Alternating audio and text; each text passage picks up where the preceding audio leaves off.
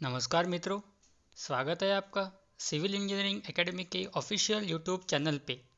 आज हम लोग डिज़ाइन ऑफ स्टील स्ट्रक्चर से रिलेटेड जितने भी multiple choice question, important multiple choice question PWD, WRD और एमपीएससी मेंस के एग्जामिनेशन में पूछे हुए वो हम लोग डिस्कस करेंगे।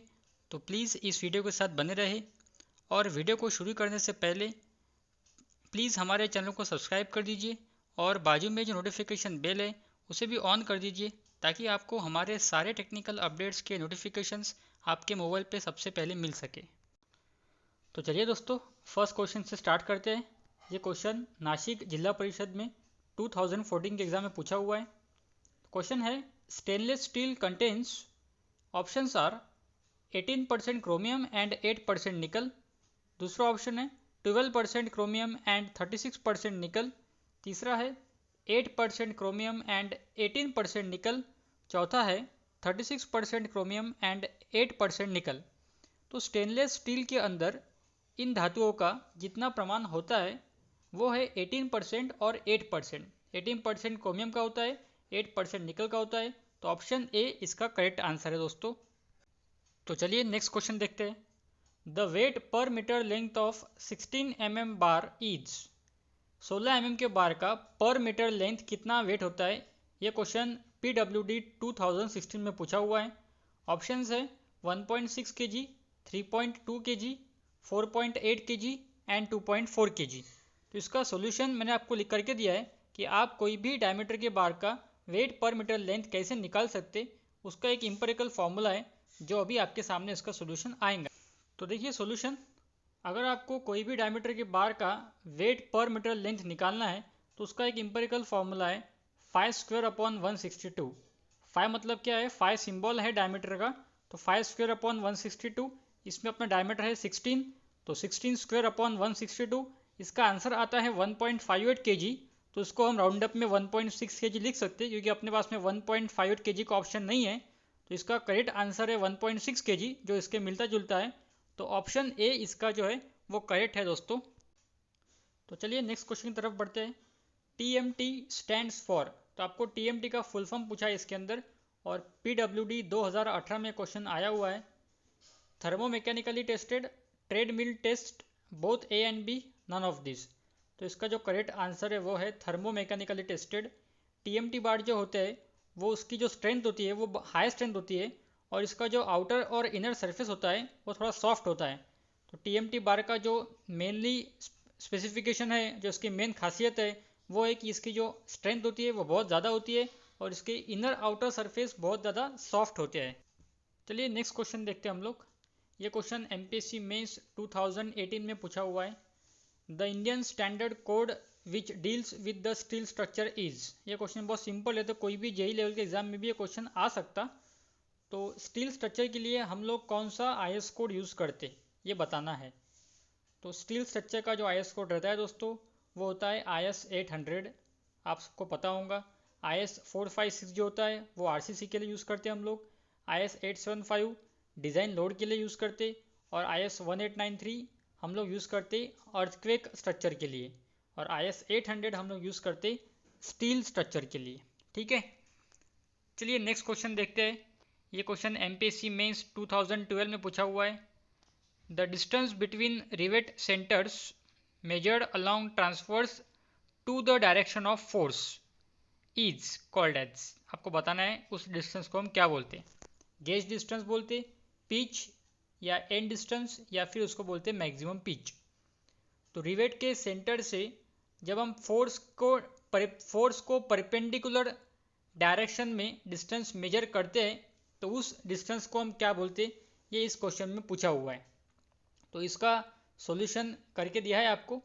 देखो सपोज ये एक कनेक्शन निकाला हुआ है मैंने, इसके अंदर कुछ रिवेट्स निकाले, रिवेट होल निकाले हुए हैं और एक लोड का डायरेक्शन दिखाया है जिस डायरेक्शन में लोड एक्ट हो रहा है, मतलब एक्स एक्सिस के अलोंग। और दो रिवेट होल का डिस्टेंस अपने को मेजर करना है। किस तरह से? लोड को ट्रांसवर्स। लोड को ट्रांसवर्स मतलब लोड को परपेंडिकुलर। तो लोड को परपेंडिकुलर डिस्टेंस जो मेजर करते हैं हम लोग उसे बोलते हैं गेज डिस्टेंस। जो डिस्टेंस लोड को परपेंडिकुलर होता है उसे बोलते हैं गेज डिस्टेंस। और जो डिस्टेंस लोड को पैरेलल होता है, मतलब अगर अपन इन दो रिवेट होल के सेंटर का डिस्टेंस हॉरिजॉन्टली गिनते हैं, हॉरिजॉन्टली मतलब लोड को पैरेलल गिनते हैं, तो उसे बोलते हैं हम लोग पिच डिस्टेंस। और यही डिस्टेंस अगर हम लोड को परपेंडिकुलर गिनते हैं तो इसे बोलते हैं हम गेज डिस्टेंस। तो इस क्वेश्चन में हमें ट्रांसवर्स पूछा है, ट्रांसवर्स मतलब परपेंडिकुलर होता है, इसीलिए इस क्वेश्चन का करेक्ट आंसर है गेज। क्वेश्चन देखते हैं। ये क्वेश्चन नांदेड़ जिला परिषद 2014 में पूछा हुआ है। High strength bolts are designated on the basis of, options दिए आपको, फ्रिक्शन, टेंशन, कंप्रेशन और शियर। तो सबसे पहले तो ये देखो कि हाई स्ट्रेंथ बोल्ट होते क्या है। आपके पास में दो तरह के बोल्ट होते हैं, एक होता है ब्लैक बोल्ट और एक होता है high strength bolt. Black bolt जो होता है वो थोड़ा लेस कार्बन कंटेंट से बनता है और इसमें जो टेंसाइल स्टील हम यूज़ करते हैं उसकी जो स्ट्रेंथ होती है वो थोड़ी मीडियम होती है। लेकिन हाई स्ट्रेंथ बोल्ट जो बनता है वो मीडियम कार्बन कंटेंट से बनता है और उसमें जो टेंसाइल स्ट्रेंथ होती है स्टील बार की वो बहुत ज़्यादा हाई होती है। और हाई स्ट्रेंथ बोल्ट नॉर्मली 10.9 और 12.9 के क्लास में हमें अवेलेबल होते हैं और ब्लैक बोल्ट्स हमें 4.6 के क्लास में अवेलेबल होते हैं। अब जब भी हम बोल्ट क्लैम्प करते हैं कोई एलिमेंट के अंदर, तो बोल्ट के ऊपर हम नट टाइट करते हैं और जब बोल्ट के ऊपर नट टाइट करते हैं तो उस बोल्ट के हेड में और नट में क्या हो रहा, वहाँ पे फ्रिक्शन प्रोड्यूस हो रहा। मतलब जब भी कभी हाई स्ट्रेंथ बोल्ट के थ्रू लोड ट्रांसफ़र होगा तो लोड हमेशा ट्रांसफ़र होता फ्रिक्शन के कारण, क्योंकि नट और बोल्ट के हेड के अंदर हमेशा फ्रिक्शन प्रोड्यूस होता। इसीलिए हाई स्ट्रेंथ बोल्ट को जब भी हम डिज़ाइन करते तो उसमें लोड को हम ट्रांसफ़र करते bye means of friction only. तो फ्रिक्शन जो है वो इसका करेक्ट आंसर है। ठीक है, चलिए नेक्स्ट क्वेश्चन देखते हैं। The cross section area of rivets resist shear stress, tensile stress, compressive stress, both tensile and shear stress. तो जब भी हम रिवेट लगाते हैं कोई भी एलिमेंट में, तो रिवेट के लॉन्जिट्यूडनल एक्सिस में जो फोर्स पास होता उस फोर्स को बोलते हैं हम टेंजेंशियल फोर्स। रिवेट के सेंटर एक्सिस में से जो फोर्स पास होता उसे बोलते हैं टेंजेंशियल फोर्स, मतलब उसी को बोलते हैं हम लोग shear फोर्स। इसीलिए shear फोर्स के द्वारा जो स्ट्रेस इसमें प्रोड्यूस होते उसको बोलते हैं हम shear स्ट्रेसेस। तो option A is the correct answer for this question. Next question देखते हैं हम लोग। अब ये क्वेश्चन एमपीएससी मेंस 2018 के एग्जाम में पूछा हुआ है। What is the yield strength of bolt if class 4.6। अगर एक बोल्ट का ग्रेड या उसकी क्लास 4.6 है तो उसका यील्ड स्ट्रेंथ क्या रहेगा। ऑप्शंस है 400 न्यूटन पर एमएम स्क्वेयर, 240 न्यूटन पर एमएम स्क्वेयर, 250 न्यूटन पर एमएम स्क्वेयर या फिर 500 न्यूटन पर एमएम स्क्वेयर। तो इस प्रॉब्लम के अंदर आपको बोल्ट के क्लास के ऊपर से उसका यील्ड स्ट्रेंथ निकालना है, कितना आएगा। देखिए, अगर कोई बोल्ट का ग्रेड या उसकी क्लास आपको पता है तो उसके ऊपर से आप उसके दो स्ट्रेंथ निकाल सकते हैं। एक रहता है अल्टीमेट स्ट्रेंथ ऑफ बोल्ट और एक रहता है यील्ड स्ट्रेंथ ऑफ बोल्ट। अब जो भी ग्रेड हमें प्रॉब्लम में दिया होता है उस ग्रेड में दो नंबर होते हैं। जैसे कि इसमें ग्रेड दिया है 4.6, तो यहाँ एक नंबर है 4 और दूसरा नंबर है 0.6।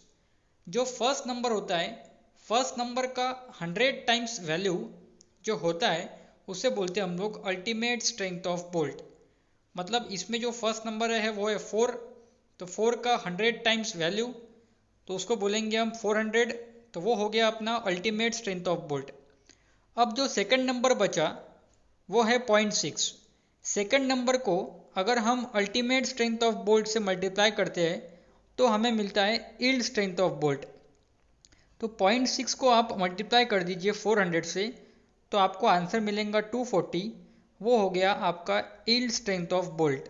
तो 240 is the correct answer if the grade is 4.6। वैसे अगर आपको 8.8 का ग्रेड दिया है तो 8 टाइम्स 100 कीजिए, वो हो जाएगा 800। 800 को 0.8 से मल्टीप्लाई कीजिए, वो हो जाएगा 640। इस तरह से आप अलग अलग ग्रेड के लिए यील्ड स्ट्रेंथ और अल्टीमेट स्ट्रेंथ बोल्ट का निकाल सकते हैं। तो चलिए नेक्स्ट क्वेश्चन देखते हैं। ये क्वेश्चन एमपीएससी मेंस 2012 में पूछा हुआ है। The effective length of fillet weld of length 200 mm and size 12 mm। अगर आपके वेल्ड का लेंथ है 200 mm और उसका वेल्ड साइज है 12 mm, तो उसका इफेक्टिव लेंथ क्या होगा? ऑप्शन है 188 mm, 176 mm, 388 mm और 200 mm। आपको निकालना है इफेक्टिव लेंथ, और जो लेंथ प्रॉब्लम में वेल्ड का दिया है वो उसका टोटल लेंथ है 200 mm और आपको साइज ऑफ वेल्ड दिया है 12 mm। ठीक है, तो इफेक्टिव लेंथ का क्या फॉर्मूला होता है? देखिए, इफेक्टिव लेंथ ऑफ वेल्ड का फॉर्मूला होता है actual length minus and returns. And returns क्या होते हैं? जब हम किसी लेंथ ऑफ वेल्ड को उसके कॉर्नर से थोड़ा सा एक्सटेंड करते, जितना पोर्शन हम कॉर्नर से आगे एक्सटेंड करते हैं उसे बोलते हैं हम लोग एंड रिटर्न्स। और एंड रिटर्न्स का मिनिमम वैल्यू होता है 2 इंटू एस। वो 2 इंटू 5 नहीं है दोस्तों, 2 इंटू एस है। एस मतलब साइज ऑफ वेल्ड जो इस प्रॉब्लम में दिया है 12 mm। तो actual length minus 2 into S, 200 minus 2 into S मतलब वो आ गया 176 mm। ठीक है, ऑप्शन बी इसका करेक्ट आंसर है। अब चलते हैं नेक्स्ट क्वेश्चन पे। ये क्वेश्चन जलगांव जिला परिषद 2015 में पूछा हुआ है। Which of the following does not describe a weld type? इनमें से किसे आप वेल्ड का एक टाइप नहीं मानते हो? बट को नहीं मानते हो, प्लग को नहीं मानते हो, जिगजैग को नहीं मानते हो, या फिर लैप को नहीं मानते हो? तो बट वेल्ड तो हमने सुना है, जब हम दो प्लेट को एक में के ऊपर ओवरलैप नहीं कर सकते तो वहाँ हम बट वेल्ड करते हैं। लैप वेल्ड भी सुना है, जब दो प्लेट को एक में के ऊपर ओवरलैप करते तो वहाँ जो जॉइंट तैयार होता है वेल्डिंग करने के बाद उसे हम लैप जॉइंट बोलते हैं।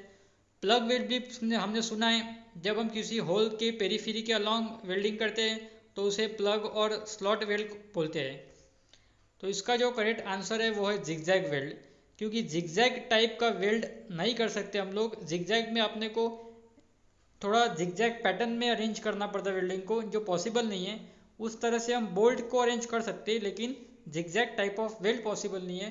तो इसका जो करेक्ट आंसर है वो है जिगजैग, मतलब ऑप्शन सी। तो चलिए नेक्स्ट क्वेश्चन देखते हैं।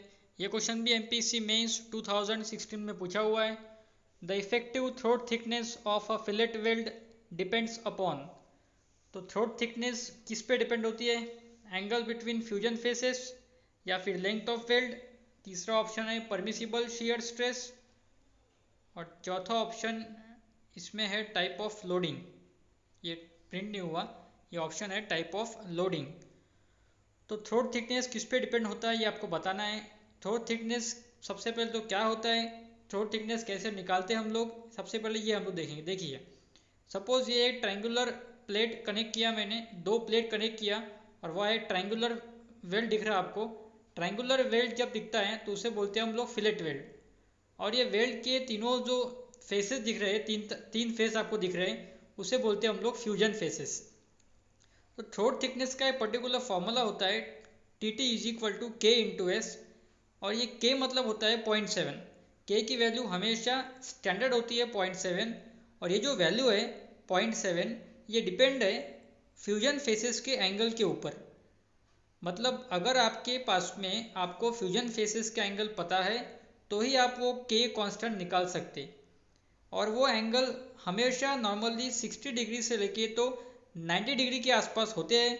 इसीलिए वो रेंज में अगर आपका एंगल है फ्यूजन फेसेस का तो आपका के होता है 0.7, और नॉर्मली हम टी को 0.7s से ही हम पहचानते हैं। के इंटू एस से ज़्यादा हम उसे 0.7s बोलते, और वो जो 0.7 वैल्यू है वो किस पे डिपेंड है?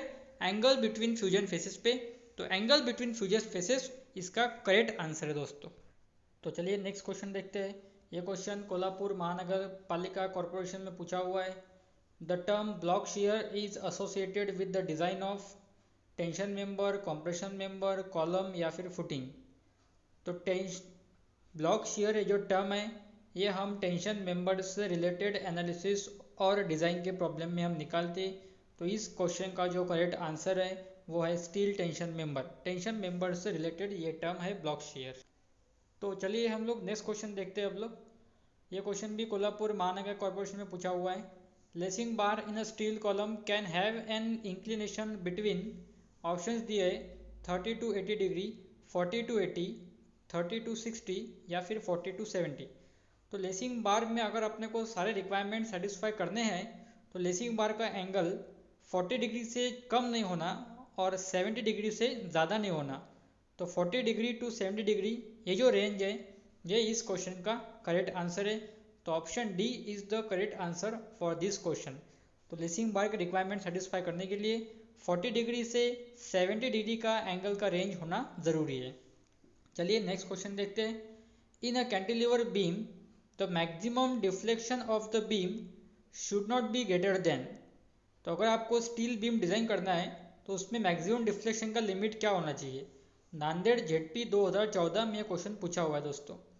Span by 180, span by 120, span by 360 या स्पैन बाय 240। ये एल का मीनिंग है स्पैन। तो स्टील बीम के अंदर जो डिफ्लेक्शन का लिमिट है वो होता है स्पैन बाय 180। ऑप्शन ए इस क्वेश्चन का करेक्ट आंसर है। स्पैन बाय 180 ये कैंटिलीवर बीम का लिमिट होता है और सिंपली सपोर्ट का होता है स्पैन बाय 360। नेक्स्ट क्वेश्चन देखो, ये क्वेश्चन भी PWD 2016 में आया हुआ है। Normally the angle of roof truss with asbestos sheet should not be less than.